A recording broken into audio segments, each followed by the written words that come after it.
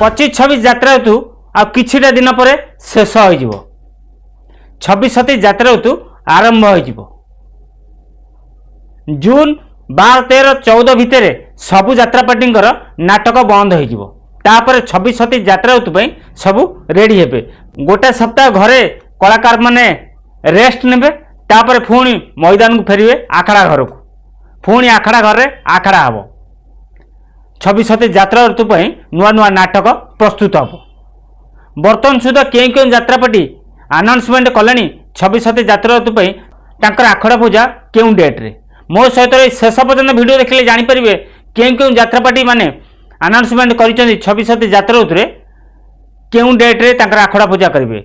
जय श्री जगन्नाथ, आपण मानु स्वागत करछि रॉक केशन यात्रा गपसप राजेंद्र फेसबुक आईडी।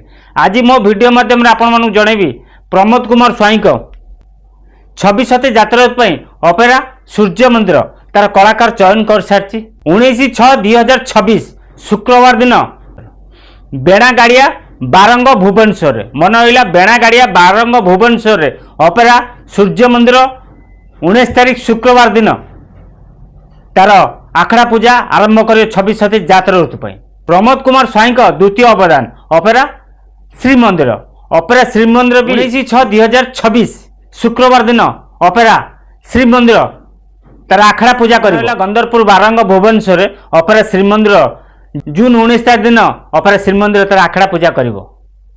जो मैंने अपेरा सूर्य मंदिर को बुकिंग करने चाहते आपण कमिट सौम्य बाबू सहित कंटाक्ट करूँ। जो मैंने अपेरा श्रीमंदिर को बुकिंग करने चाहते ताहले प्रताप बाबू सहित कंटाक्ट करूँ। आपण मैंने सोशल मीडिया माध्यम शुणिथे यात्रा स्वप्नमल नाम बदल ही यात्रा केसरी होची ए कथा खलनायक मिलन कही मीडिया सामने। आपण मान को कही रखुची यात्रा केसरी नुआ अनुष्ठान होची। जो मैंने भावुले स्वप्नमल भांगी जाउची 26-27 यात्रा ऋतु स्वप्नमल को देखा मिलनी। स्वप्नमल ना परिवर्तन नहीं यात्रा केसरी होची एटा एकदम भूल। 26-27 यात्रा ऋतु से इंजीनियर प्रमोद कुमार स्वाई यात्रा स्वप्नमहल को देखा पाइबे नुआ रूप नुआ ढंग से 26-27 यात्रा ऋतु यात्रा मैदान को नुआ रूप से आसूची।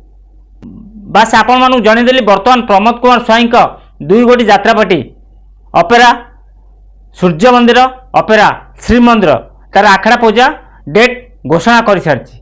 जदि मो वीडियो माध्यम आपण मैंने जानीपारे अपेरा श्रीमंदिर अपेरा सूर्य मंदिर यात्रा स्वप्नमहल कथा ताले वीडियो गोटे लाइक करी कमेंट करी सांगाती शेयर करंतु। जदि नुआ करी आम चैनल की फेसबुक आईडी वीडियो देखते ताले आम फेसबुक आईडी फॉलो करंतु। रॉक केशन यूट्यूब चैनल को सब्सक्राइब कर रखु। सब कही राजेंद्र फेसबुक आईडी रॉक केशन यूट्यूब चैनल रे यात्रा फ्रेश खबर आपण माने पाई परिबे। आशा करछि आपण माने समस्त भल रहिबे आ सुस्थ भी थे। पुन देखाबो आउ एक यात्रा वीडियो रे। जय श्री जगन्नाथ।